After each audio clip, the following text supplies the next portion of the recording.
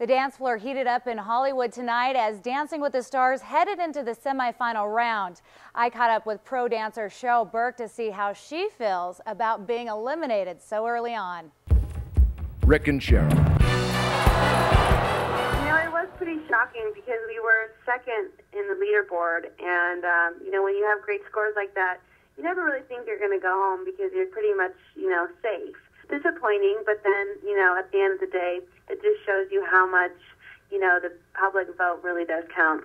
Bristol Palin has had the lowest scores for several weeks now, but is still in the competition because of public support.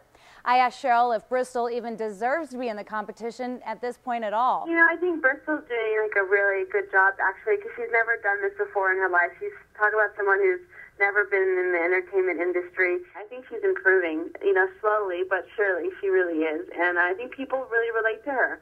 I think especially women that watch the show really see someone who's just like a normal girl, you know, from Alaska, coming and doing a show like this. I think people can relate, and I think that's why she's, you know, been saved every week.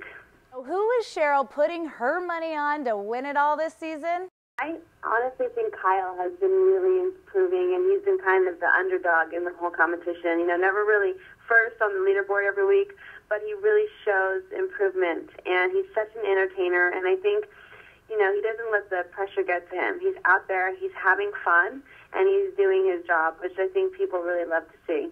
Cheryl's danced on the show with Ocho Cinco, Drew Lachey, and the Fox, as she likes to call Rick. I found out who still holds a spot in Cheryl's heart.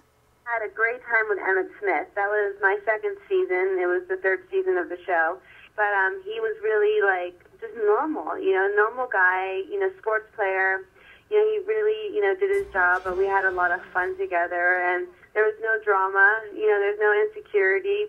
I became really close to him and his family, and we stayed in Dallas because that's where he's from, so he traveled back and forth, and it was just a lot of fun. So does a two-time champion still feel butterflies before hitting the big stage? I think it gets worse every season for me because the expectations just get you know, bigger. Like, people expect to see more and more from you every season. Cheryl says ballroom dancing is a surefire way to keep the spark with your spouse. Tune in tomorrow at 10 to see how you can ignite your relationship on the dance floor.